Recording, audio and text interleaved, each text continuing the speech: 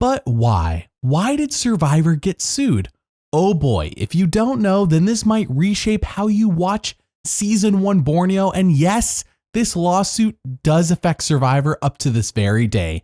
Keep in mind, I am no legal expert and everything here is my interpretation of the facts, but I will link all of my sources in the description below. So in chronological order, in the order that they happened, Sonia and Bibi were voted off in episodes 1 and 2 of Borneo. 2 of the 3 baby boomer / silent generation players on this season gone, just like that.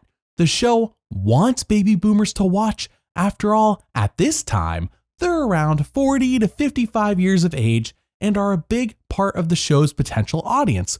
With only Rudy, who is 72, left in the show, oh, they're sweating bullets about losing that chunk of audience if Rudy is indeed voted off, and of course, he was the best of the 3 that we just mentioned. After all, once Rudy is gone, the oldest players left in the game are 38. A failure of casting, but that is a separate video about the show that I have made. So Stacy, at 27 years old, is voted off in episode 3 while being painted as unlikable on her tribe, and Rudy is saved and joins the Toggy Alliance. Amazing.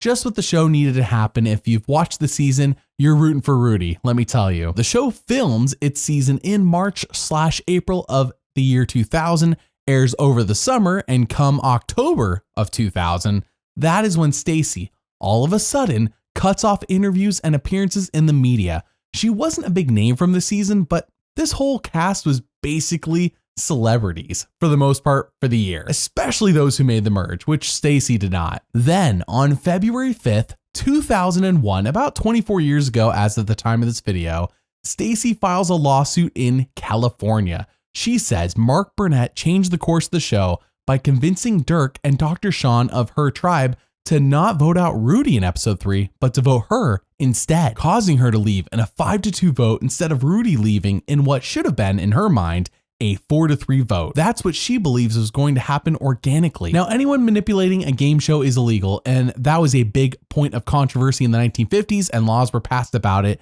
and it's why game shows cannot do this anymore. And it's why Survivor is more than just a reality show, since it has to follow game show rules. That's the whole basis of this lawsuit. So Stacy sues for $75,000 and the prize money that she thinks she lost out on. So I'm guessing a cool $1 million, since the winner could get $1 million. With Dirk and Dr. Sean as witnesses, she thinks she has a case, and I quote, Burnett was desperate to keep Rudy safe after seeing the 2 oldest members of the cast go out, 1 and 2. The 55 and older demographic was a huge part of their hopeful audience, and losing the only other player over 40 was going to hurt their chances with that demographic. Not only did he affect Stacy's outcome by trying to manipulate one boot, he affected the entire season's outcome. Did you know my lovely patrons on Patreon picked this video? It's true, and every month they select anywhere from 3 to 8 videos for me to make. By being a paid patron, you get to pick what videos I make, watch everything up to 7 months before it goes public on YouTube, and you keep us sponsor free. Link in the description. Thank you for your support. So how did CBS respond to Stacy's lawsuit? Well, I mean, they couldn't just take it and do nothing, not when their new hit show was on the line and season 2 had just started airing. So they replied with, and I quote, "We heard about Stacy Stillman's allegations several months ago. They had no merit then, they have no merit now, that she has packaged them into a frivolous, groundless lawsuit," which to me says nothing. It's just a response they could put out fast to say that they responded and let people think that Stacy is in the wrong and they are in the right. But I do ask, why did she wait so long to go radio silent? Remember, she didn't cut off the media until October. If she suspected foul play, what took her so long to get to that point?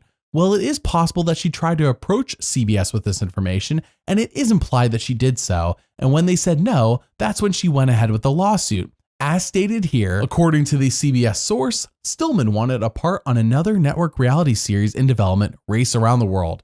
The source said that when Stillman was turned down, she then told CBS that she'd go quiet on the Survivor threat for money. The suit was filed, the source said, when we declined to give her $5 million. So she wanted to be on the first season of The Amazing Race. That's what that show ended up being, by the way. Race Around the World ended up becoming The Amazing Race. But when they said no, she's like, well, then I'll take $5 million. Holy crap, that is a lot of money. A big ask, if you ask me. But again, I'm not a lawyer. Maybe this is worth $5 million. I'm only interpreting two biased stories and trying to find some middle ground. But Stacey, she's not flying solo with her case. She has Dirk and Dr. Sean from her tribe backing her up. Well, about Dr. Sean, and I quote, asked whether Burnett influenced his vote, Kenneth said, that never happened. He did say vote your conscience, but I didn't feel that was coercion. So Dr. Sean backed out. And no shade, it lines up with the guy we saw on the show. It makes sense.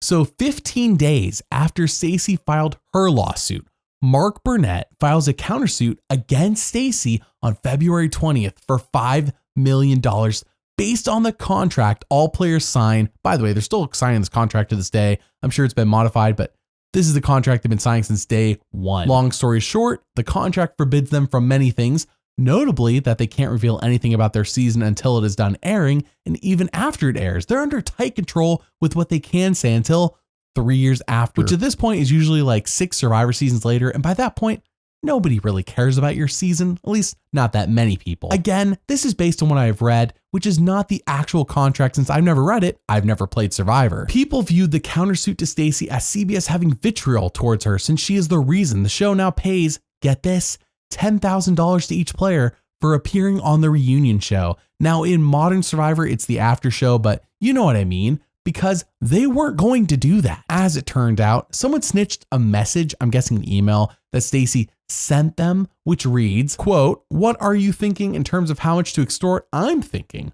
1/3 of the ad revenue from the town hall show, plus a party afterwards, plus travel and accommodations for one guest for each of us. Now extort might have been a bad word coming from Stacey, but I think her general sentiment is right. They should get paid for doing an extra show, plus have their travel and accommodations covered. A guest and a party though, I can't speak on that. But yeah, it's essentially another episode of Survivor that gets to air on TV with ads. As Jeff Probst says on his own podcast nowadays, shows are just the thing that get in the way of ads for TV networks. That's what TV networks really care about, is the money they get from ads. So what happened? Well, in pretrial, the judge threw out Mark Burnett's countersuit of $5 million against Stacey, but said that Stacey could continue with her own lawsuit since she had a case.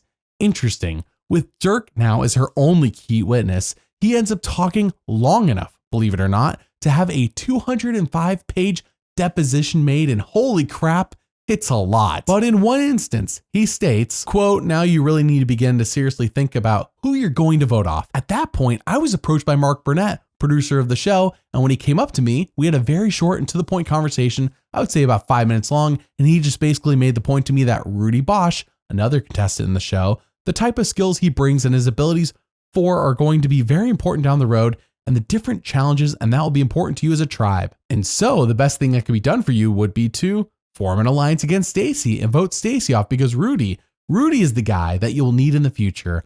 I am simply looked at as somebody who knew everything, and for whatever reason, he was giving you an answer or giving you a key to success and took that and said, okay, here's somebody who knows everything. He's saying this. I need to look at it and at least respect it and say, okay, why is he saying this? And put some thought into it.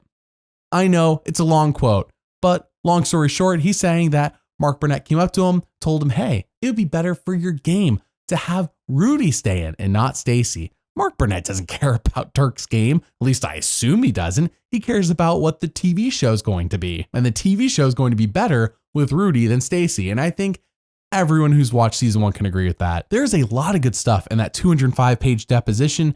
And Dirk does reveal that he was going to vote off Rudy before talking to Mark. But by talking to Mark, his view was shifted. No one had seen the show on TV. They have been to tribal council once. It was all new. And the guy who's running the whole thing seems like a trustworthy individual. So why would he not listen to him? Dirk doesn't know any better. It is alleged that Mark had a very similar conversation with Dr. Sean, but again, Dr. Sean backed out of doing a deposition. Mark Burnett, of course, rebuffs all of this. So what ended up happening with the case? It was settled out of court and no one has any idea how much Stacey was paid to shush up about everything. Was it the $5 million she supposedly wanted?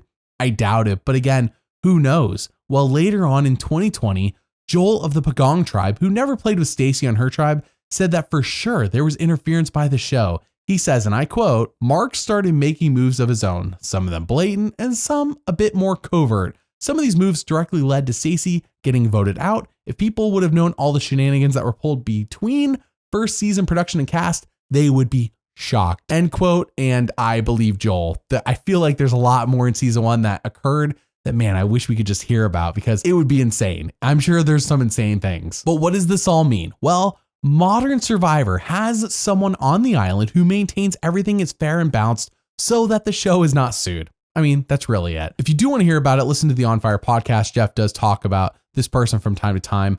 But also, Stacy, in my mind, she took one for the team by making sure everyone is paid to do the reunion show and collects an easy $10,000 on top of what they make from playing the game. So what do you think? Was Stacy making things up, as CBS said, or was Mark really changing the course of the show? Comment below and let me know. Thanks for watching, and doubly thanks for liking and subscribing. I'll see you all next time.